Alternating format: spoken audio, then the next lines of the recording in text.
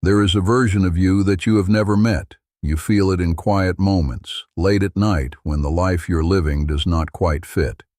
Then morning comes and you put the borrowed face back on. So which is it? Are you something you discover waiting underneath? Or something you must carve painfully out of raw stone?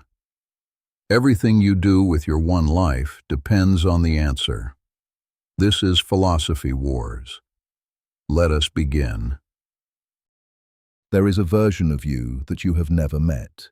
You feel it in quiet moments, late at night, when the life you are living does not quite fit.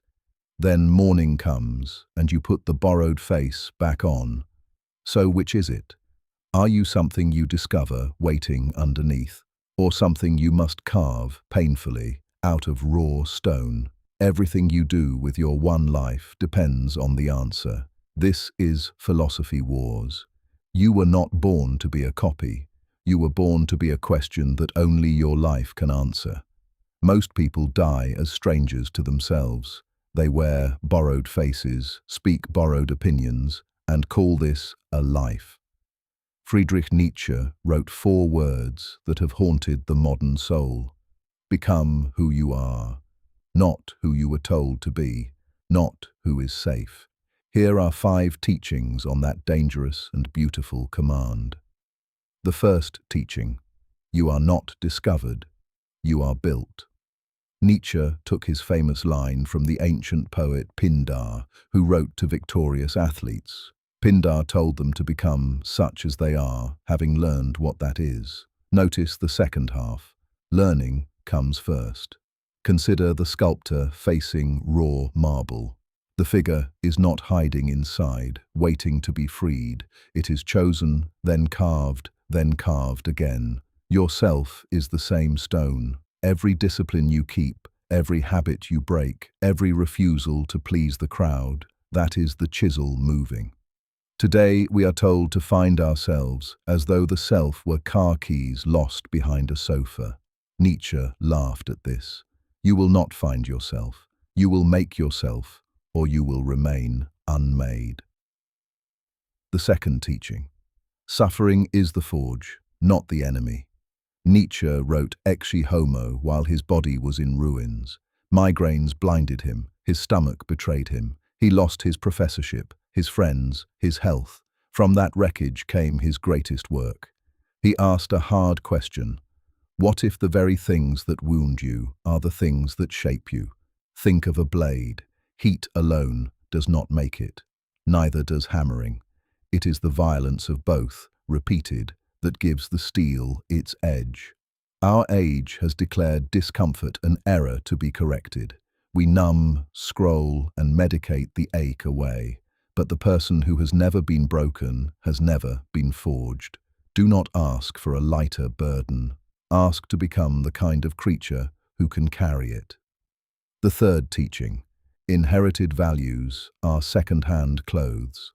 In Thus Spoke Zarathustra, Nietzsche describes 3 transformations of the spirit.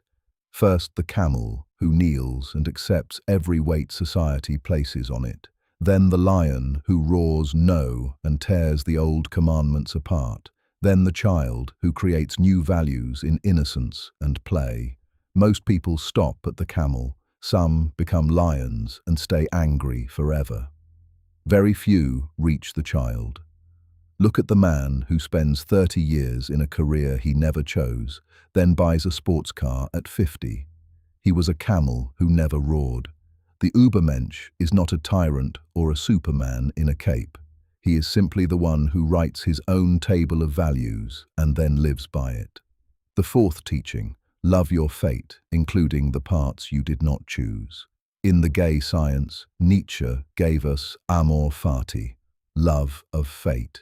His formula for greatness was to want nothing to be other than it is. Not backward, not forward, not in all eternity. This is not resignation. Baruch Spinoza taught acceptance of necessity. Nietzsche demanded something fiercer, not merely to bear what is necessary, but to love it. Consider the woman who lost everything in a fire and later called it the beginning of her real life. She did not pretend the fire was good. She made it hers.